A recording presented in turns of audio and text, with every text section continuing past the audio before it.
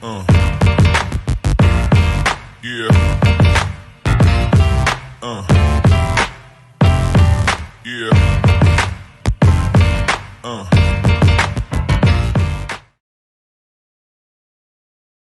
Boa noite a todos. A gente vai falar sobre o tema Imunologia do Transplante. Nós somos a Colmeia 1 e nelas tem a Jaine, Juan, Lívia, eu e a Mariana. Esses são os temas que a gente vai abordar mais adiante. E a gente vai começar falando sobre o que é o transplante. O transplante nada mais é que a substituição de órgãos e tecidos que não funcionam pela substituição dos novos saudáveis. Tecnicamente, o transplante é um processo de retirada de células e tecidos. Ele é chamado de enxerto. Quando esse enxerto é colocado em sua localização anatômica normal, ele é chamado de ortotópico. Se o enxerto é colocado em um local diferente de onde ele é inicialmente, ele é chamado de transplante, então, heterotópico. Os princípios gerais da imunologia do transplante. A falha do enxerto ela é causada por uma reação inflamatória do sistema imune, que é chamada de rejeição, né? As células elas causam essa reação. As células transplantadas ou tecidos de um indivíduo para um outro indivíduo não idêntico levam variedades na sua rejeição através de uma resposta imunológica adaptativa. Isso foi descoberto através de uns estudos, né, que os cientistas fizeram, que na Guerra Mundial tentaram transplantar a pele, né, nas queimaduras que teve das quedas dos aviões, e isso não acabou sendo rejeitado, então pelo 11º dia. Então eles queriam saber por que essa pele foi rejeitada. Então, através de estudos, viram que através dessa resposta imunológica, o primeiro transplante ele é rejeitado a partir do 10º dia. E com essa resposta imunológica, essa memória, a partir do segundo transplante, ele começa a ser rejeitado imediatamente no 3º dia, chamando de rejeição de segundo conjunto. Existem vários enxertos, né? Entre eles o autólogo, que nada mais é o mesmo indivíduo pegar uma parte do seu corpo e transplantar em outra parte do seu corpo. Tem o enxerto singênico, que é dois indivíduos geneticamente idênticos, né? Gêneros siameses, entre outros. Enxerto alogênico, que é o que a gente mais ouve falar, que é o enxerto transplantado entre dois indivíduos geneticamente diferentes, mas são da mesma espécie. E o enxerto xenogênico, que é transplantado entre indivíduos de espécies diferentes. Resposta imunológica adaptativa dos aloenxertos. Aqui eu trouxe uma imagem que mostra que quando, igual na imagem, a linhagem A, quando ela é doada para outra linhagem A, não há rejeição no enxerto, pois eles são idênticos, né? São geneticamente idênticos. Já na segunda imagem, entre dois indivíduos geneticamente não idênticos, sempre vão ser rejeitados. Os indivíduos que apresentam na sua genética a letra A e a B, elas não expressam alelos A e B, podendo sempre ser rejeitados. Então, vamos supor, se o A e o B quiser transplantar para o A, não pode, porque no transplante A não contém o B, então o B vai acabar sendo rejeitado, vamos assim supor. Já o A e o B podem doar para a linhagem AB. Isso porque gêmeos idênticos não rejeitam tecidos ou órgãos transplantados, pois partilham o mesmo material genético. Entre dois indivíduos geneticamente idênticos, há rejeição de tecidos ou órgãos. A descendência de cruzamento entre linhagens puras e diferentes não rejeita o tecido dos pais, pois expressam ambos os mesmos alelos parentais. Enxertos derivados da prole de cruzamento entre linhagens puras e diferentes são rejeitados pelos pais, que expressam apenas um alelo. As moléculas responsáveis pelas ações fortes e rápidas da rejeição são denominadas complexo de maior histocompatibilidade, que é MHC. Em contexto humano, ele é chamado de LHA. Os demais haloantígenos têm reações fracas e lentas, sendo chamados de antígenos de histocompatibilidade secundária. Elas desempenham o mesmo papel, né, um papel importante, só que um pouco mais fraco. Aqui nessa imagem a gente vai falar sobre o reconhecimento direto e indireto das células. Como na imagem mostra, na apresentação direta, as células T reconhecem as moléculas ALA intactas, sem nenhum processamento delas. Então, né, o órgão é transplantado, a célula T já reconhece que aquele MHC não é dela, né, que aquele HLA não é dela, e já começa a produzir. Já na indireta, reconhece apenas as proteínas que foram processadas, né? Então elas só pegam as moléculas ligadas do MHC. Na apresentação direta é chamada de rejeição crônica. Ela é detectada por TCDO. Então por isso que ela é considerada uma rejeição crônica, porque ela é detectada rapidamente. Já na indireta é uma rejeição tardia, porque como ela tem que ser processada, o TCD4 demora mais um pouco para detectar ela.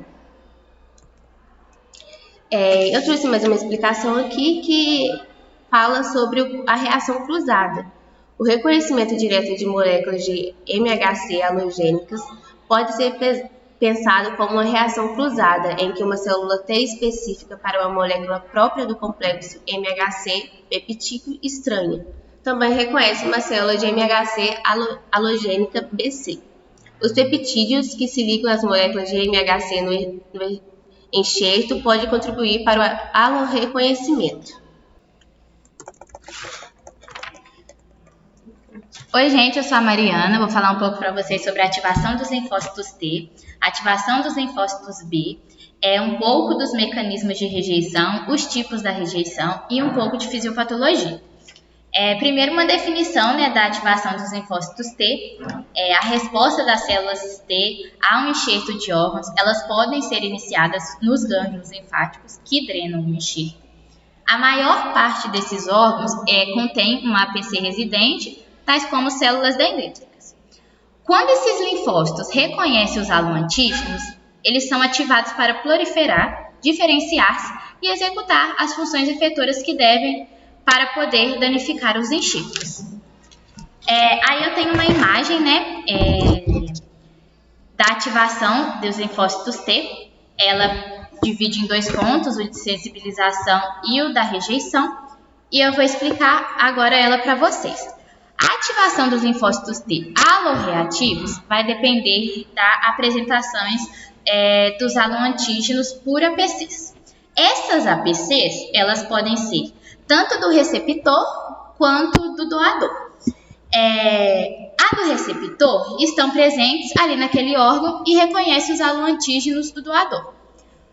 Já a do próprio doador é a que chega com o MHC halogênico e ali está na sua membrana.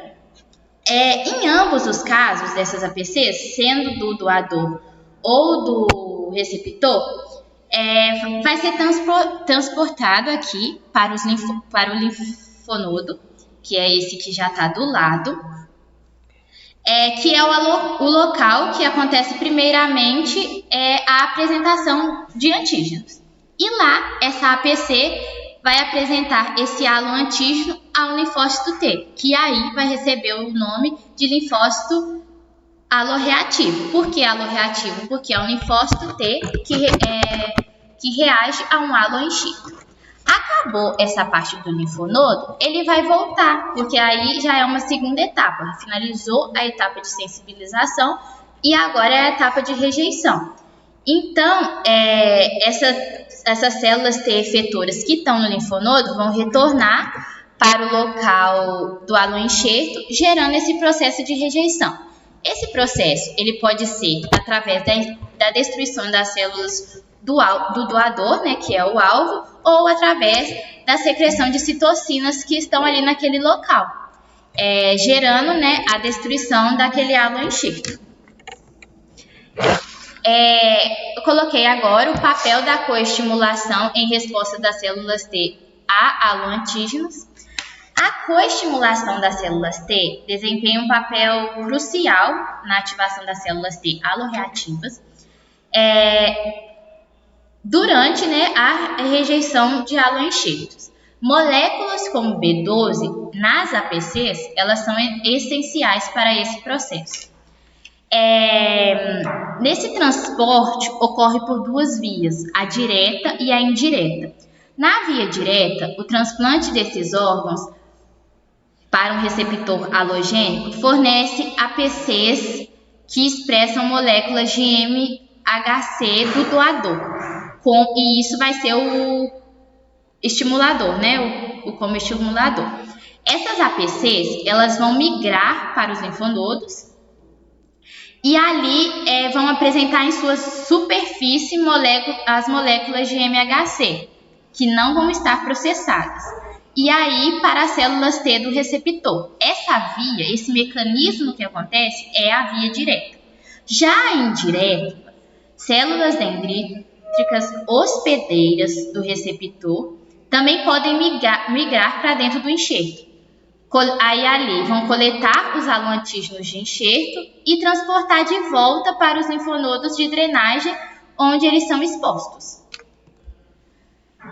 Funções efetoras das células T aloreativas. As células T podem ser CD4 e CD8, que são as aloreativas, ativadas pelos antígenos do enxerto.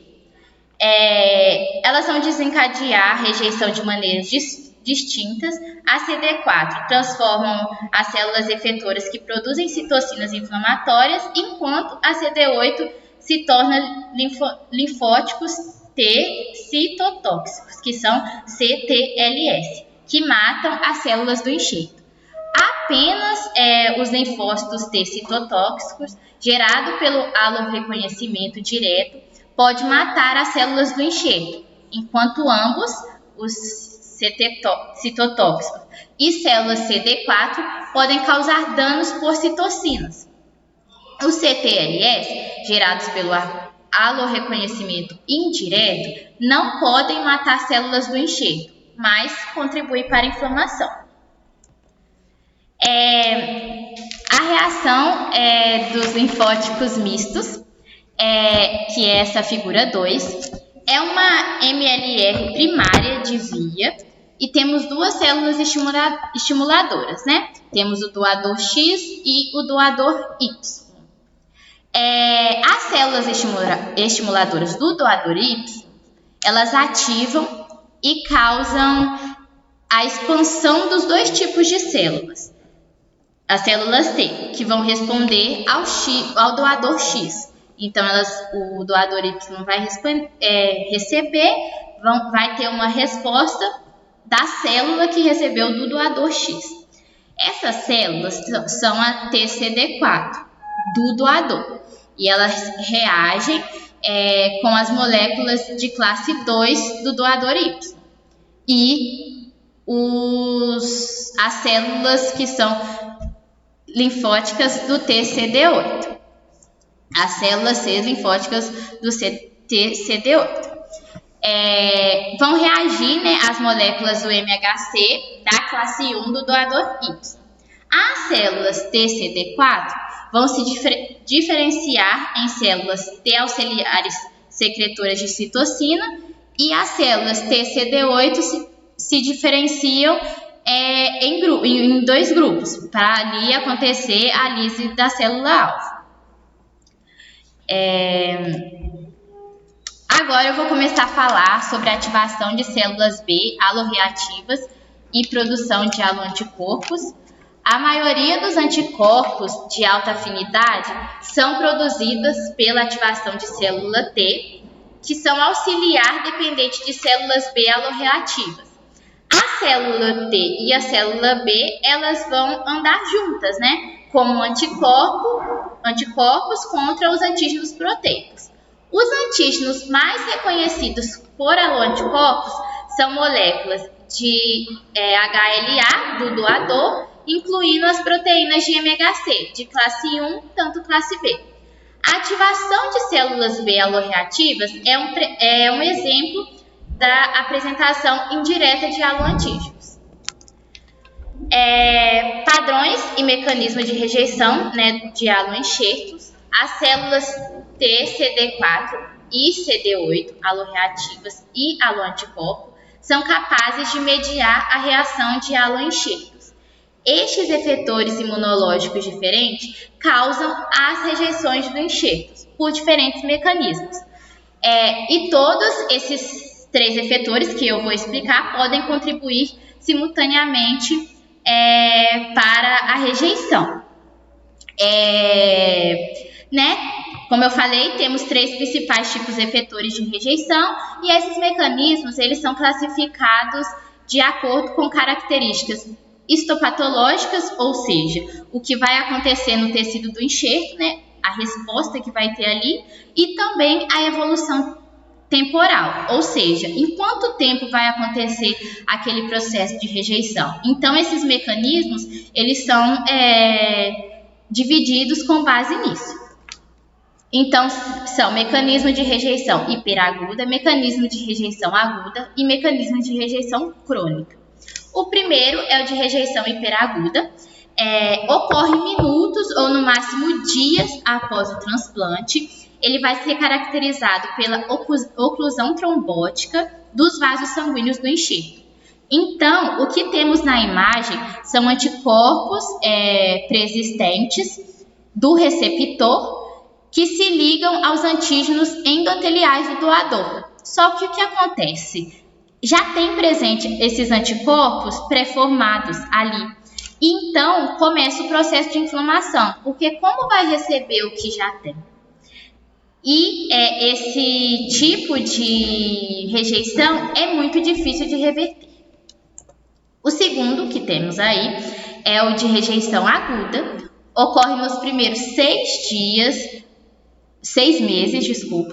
Nesse caso, vamos ter linfócitos T, principalmente o TCD8, reconhecendo antígenos, principalmente nos vasos, e isso vai causar lesões e reação inflamatória, que vai acontecer trombose ou isquemia. Um tipo de rejeição que é bem parecido com o hiperagudo. Nós vamos ter uma lesão não vascular, uma lesão vascular e também da parênquima do órgão, causado por linfócito C e anticorpo das células do enxerto.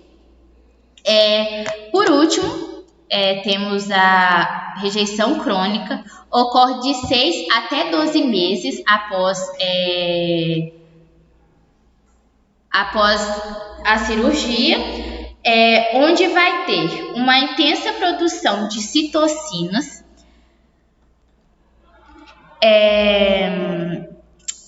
por parte de macrófagos, que são essas bolinhas verdes que estão apresentadas na imagem, e vai ter ali um processo inflamatório, que é crônico. E isso acaba gerando uma proliferação de células musculares lisas dos vasos que estão nutrindo ali aquele órgão. Então, por isso que ocorre a inflamação, porque se prolifera muito. E aí não dão conta de nutrir. Aí vai causar o processo de reação inflamatória crônica. Temos inflamação principalmente de células TCD4 pela via direta ou indireta, e assim vai ter ativação de macrófagos. Esses macrófagos eles vão se ativar e vão produzir citocina e gerar essa inflamação. E isso vai gerar tanto a isquemia do órgão ou então a necrose. Também é um tipo de rejeição muito difícil de reverter. Agora eu vou falar a histopatologia de diferentes formas da rejeição. Na verdade, eu só vou falar as que estão aí na imagem, né? Aí elas estão pontuadas, divididas por A, B, C, D e E. Na letra A, eu tenho a rejeição hiperaguda de um aloenxerto renal com dano endotelial. Na B, rejeição aguda de um rim. E na C, rejeição aguda mediada por anticorpos de um aloenxerto renal com reação inflamatória. Na D, a deposição de complemento CD4 em vasos na rejeição aguda e aí mediada por anticorpos. E na E, rejeição crônica de um aloenxerto renal com arteriosclerose do enxerto. 13 minutos. Boa noite, meu nome é Jaine e eu vou abordar esses 4 tópicos. A prevenção e o tratamento de rejeição de aloenxertos. O receptor de aloenxerto tem um sistema imunológico totalmente funcional. O transplante invariavelmente resulta em alguma forma de rejeição. Essa estratégia é utilizada na prática clínica e em modelos experimentais para evitar e retardar a rejeição dos imunossupressão geral e a redução da força da reação alogênica específica. Essa é uma meta muito importante da pesquisa em transplantes, é encontrar maneiras de induzir a tolerância específica ao doador que permitiria que os enxertos sobrevivessem sem imunossupressão inespecífica. Métodos para reduzir a imunogenicidade dos enxertos. A principal estratégia para reduzir tem sido minimizar as diferenças alogênicas entre o doador e o receptor. Vários testes clínicos de laboratório são realizados para reduzir o risco de rejeição imunológica de enxertos, incluindo a tipagem sanguínea BO, tipagem de tecido HLA, detecção de anticorpos pré-formados no receptor e prova cruzada. No teste de tipagem sanguínea é essencial nos transplantes renais e cardíacos, pois incompatibilidades do ABL pode resultar em rejeição hiperaguda. A identificação dos grupos sanguíneos é feita por meio de glutinação das hemácias com soros contendo anticorpos anti-A e anti-B. Para evitar a rejeição hiperaguda, os antígenos do grupo sanguíneo ABO do doador do enxerto são selecionados para serem compatíveis com o receptor. No transplante renal, quanto for o maior número de alelos de MHC que são compatíveis entre o doador e o receptor, melhor a sobrevida do enxerto. Métodos para reduzir a imunogenicidade de enxertos. Pacientes com necessidade de enxertos são também testados para a presença de anticorpos pré-formados contra moléculas de MHC doador ou outros antígenos na superfície celular. Existem 2 tipos de testes que são feitos para detectar esses anticorpos. O primeiro teste é o teste do painel anticorpos reativos, que identifica a presença de anticorpos pré-formados contra moléculas HLA halogêneas comuns na população. Esses anticorpos que podem surgir de gestações, transfusões ou transplantes anteriores e são indicativos do risco de rejeição vascular aguda ou hiperaguda. O segundo teste é a compatibilidade cruzada. Ele determina se o paciente possui anticorpos específicos que reagem com células do doador potencial. Isso é feito misturando o soro do receptor com os linfócitos do sangue do doador e utilizando ensaios com citotoxicidade mediada pelo comprimento ou simetria do fluxo para avaliar se o anticorpos do soro do receptor se liga à célula do doador. A imunossupressão para prevenir ou tratar a rejeição de enxertos. Os fármacos imunossupressores que inibem ou matam os linfócitos T são os principais agentes utilizados para tratar ou prevenir a rejeição do enxerto. O primeiro agente é inibidores das vias da assinação das células T, os inibidores de calcinerina, a ciclosporina e o FK506 inibem a transição de determinados genes em célula T, mais notavelmente que os genes que codificam citocinas tais como o IL-2. No antimetabólicos, as toxinas metabólicas que matam as células T em proliferação são utilizadas em combinação com outros fármacos para tratar a rejeição do enxerto. No bloqueio da função ou depressão de anticorpos antilinfócitos, reage com estruturas de superfície de células T e destrói ou inibe as células T, são utilizadas para o tratamento de episódios da rejeição aguda. o bloqueio coestimulatório, os fármacos que bloqueiam as vias de coestimulação de células T e reduz a rejeição aguda do enxerto.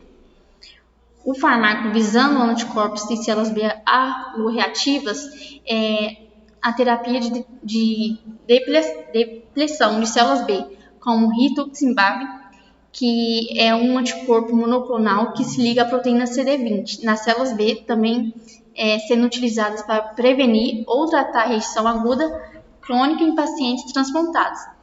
Essas terapias têm se mostrado eficazes na redução dos níveis de anticorpos e na prevenção de danos ao enxerto.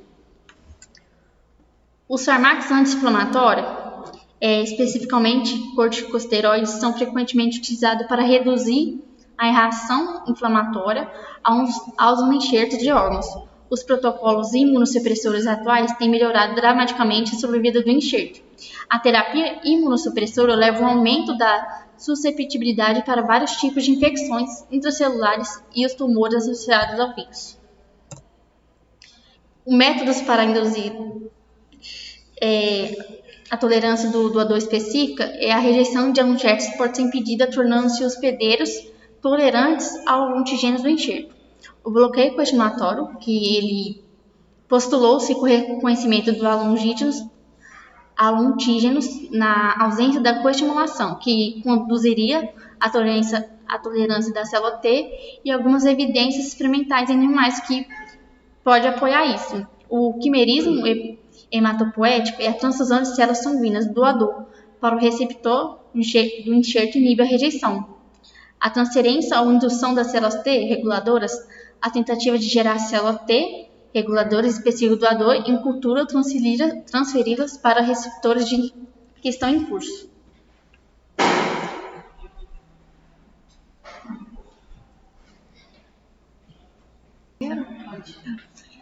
Boa noite, meu nome é Lívia. Eu vou falar sobre o transplante xenogênico.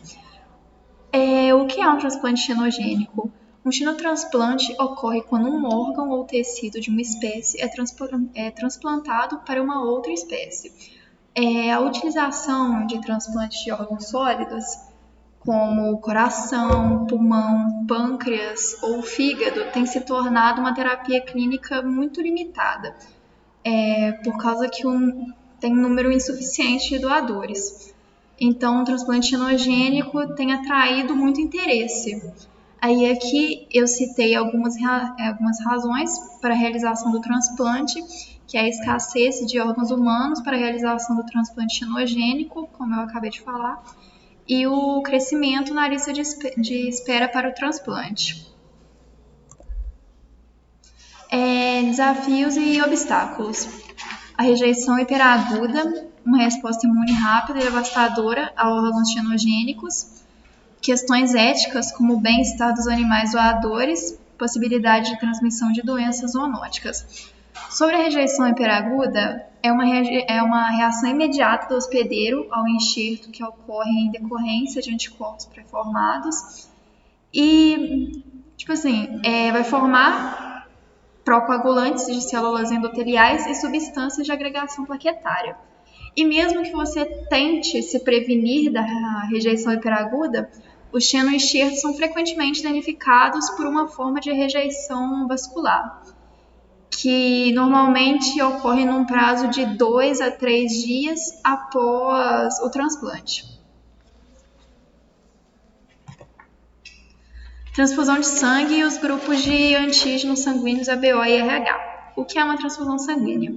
É uma forma de transplante em que o sangue ou células inteiras de um ou mais indivíduos são transferidos por uma via intravenosa para a circulação de um outro indivíduo.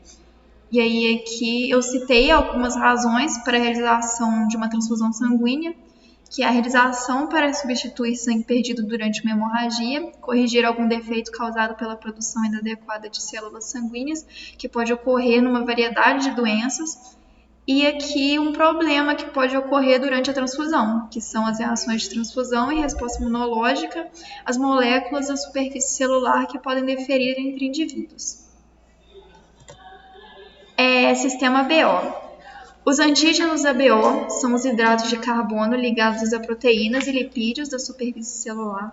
e são sintetizados por enzimas glicosiltransferase e polimórficas, cuja atividade varia dependendo do alelo herdado. Esse foi o primeiro sistema de antígenos a ser definido em mamíferos. Ele é usado para classificar os tipos sanguíneos e baseando-se na presença ou ausência de certos antígenos, como o A, que é o A e o B, e na superfície dos glóbulos vermelhos. Ele é um sistema crucial na confiabilidade sanguínea, transfusões de sangue e transplantes. Sistema ABO. Aqui eu coloquei uma imagem, para facilitar o que eu vou falar agora. Na verdade, tudo que eu vou falar agora é basicamente o que está nessa imagem. Grupo sanguíneo A apresenta apenas antígeno A. Grupo sanguíneo B vai apresentar apenas antígeno B. Grupo sanguíneo AB apresenta apenas antígeno AB. Grupo sanguíneo O não apresenta nenhum dos dois antígenos. E aqui, continuando, falando sobre as incompatibilidades sanguíneas, o indivíduo de sangue tipo A não produz anticorpos tipo A, mas é capaz de produzir anticorpos anti-B. O indivíduo de sangue B não produz anticorpos anti-B, mas é capaz de produzir anticorpos anti-A. O indivíduo AB não produz nenhum dos dois anticorpos, pois os dois antígenos lhes são familiares. O indivíduo O é capaz de produzir anticorpos anti-A e anti-B, pois não apresenta em suas hemácias antígenos A e B. Praticamente todos os indivíduos apresentam antígeno H, portanto, eles são tolerantes a este antígeno e não produzem anticorpos anti-H. E aqui, para finalizar, eu vou falar algumas características do antígeno Lewis e antígeno Rhesus, que no caso é o RH. Antígeno Lewis. Moléculas presentes na superfície das células e nos fluidos corporais constituem um único grupo de moléculas que não são sintetizadas pelos glóbulos vermelhos e servem como ligantes para a E-selectina e P-selectina.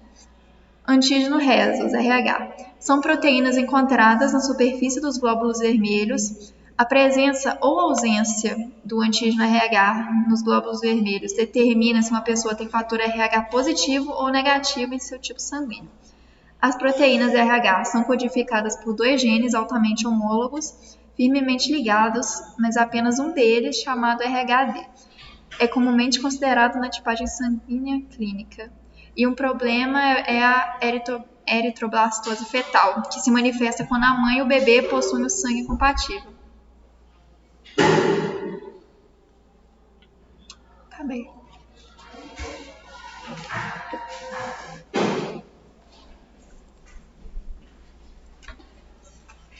Continuidade na apresentação. Vou começar falando aqui um pouco sobre o transplante hematopoético de células-tronco. O transplante de células-tronco hematopoético ele foi feito no passado usando o inóculo de células da medula óssea, que era coletado por aspiração. No entanto, essa prática clínica moderna, essas células-tronco são mais frequentemente obtidas a partir do sangue dos doadores. E para isso, o receptor ele vai ser submetido a uma combinação de quimioterapia, imunoterapia ou irradiação, para eliminar essas células da medula óssea e liberar espaço para as novas células-tronco serem transplantadas. Esse transplante HSC ele vai ser considerado separadamente das outras formas de transplante, porque ele vai apresentar diversas características únicas e por isso ele vai ser mais utilizado para o tratamento de leucemias e condições pré-leucêmicas.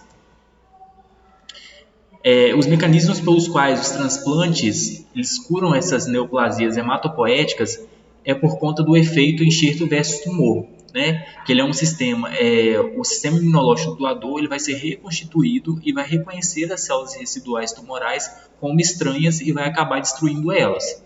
As células-tronco hematopoéticas halogênicas, elas podem ser rejeitadas pelo sistema imunológico do receptor por conta da incompatibilidade de antígenos de histocompatibilidade. E as células T maduras que estão presentes no enxerto, elas podem reconhecer os antígenos dos hospedeiros como estranhos e desencadear uma reação imunológica, causando os danos aos tecidos do receptor. Depois desse transplante, os receptores ainda podem desenvolver uma grave imunodeficiência, que vai tornar eles mais suscetíveis a infecções oportunistas. Tratando aqui um pouco agora da doença do enxerto versus hospedeiro, né? Essa doença, a GVHD, ela vai ser causada pela reação das células T maduras, que são enxertadas no inóculo das HSC com haloantígenos do hospedeiro.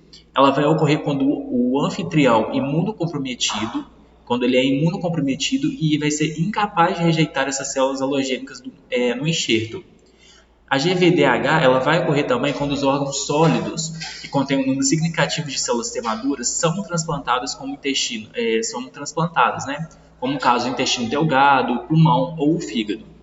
A GVHD ela vai ser a principal limitação para o sucesso de transplante de medula óssea e ela ainda é considerada a principal causa de mortalidade entre os receptores de transplante de medula óssea. E a GVHD ela vai ser classificada com base nos padrões histológicos, né, em formas agudas ou crônicas. A GVDH aguda ela vai ser caracterizada pela morte das células epiteliais da pele, do fígado e do trato gastrointestinal. E ela vai se manifestar clinicamente por erupções cutâneas, icterícia, hemorragia gastrointestinal ou a diarreia. Já a GVDH crônica, ela vai ser caracterizada pela fibrose e atrofia de um ou dos mais membros órgãos, né? Sem a evidência da morte celular aguda. Ela vai poder também envolver alguns órgãos, né, como o pulmão, e produzir essa liberação da obteração, que vai ser o chamado broncolite obliterante. Na imunodeficiência após o transplante de células tronco-hematopoéticas, o transplante de HSSC ele é muitas vezes acompanhado de imunodeficiência clínica e vários fatores podem contribuir para o defeito nas respostas imunes em receptores. A própria terapia que a pessoa sofre, né, por radiação ou quimioterapia, que são usadas para preparar o próprio receptor, vai ser um problema que podem esgotar as células de memória e os plasmócitos de vida longa. E como consequência, eles podem gerar essa imunodeficiência dos receptores que são transplantados, né? E os receptores eles vão receber vulgarmente o tratamento profilático, né, de antibióticos, antiviral, para a prevenção, né, de algumas infecções, principalmente pelo citomegalovírus, e a profilaxia antifúngica também, que já é para preparar o paciente para essas possíveis situações que podem acontecer. Por último, aqui num breve resumo, esse transplante de tecidos de um indivíduo para um receptor geneticamente não idênticos pode levar a essa resposta imunológica específica, que é chamada de rejeição, que pode destruir o enxerto. E os principais alvos são as moléculas do MHC halogênicas de classe 1 e classe 2. A rejeição do enxerto ela vai ser mediada pelas células T, né, que é a resposta aos antígenos estranhos convencionais. A rejeição pode ser prevenida ou tratada por imunossupressão do hospedeiro. E a maior parte dessa imunossupressão é dirigida às respostas das células T e implica na utilização dos fármacos citotóxicos. Então, gente, esse foi o nosso trabalho, né, de imunologia do transplante. Espero que vocês tenham gostado. Qualquer dúvida pode deixar aí nos comentários.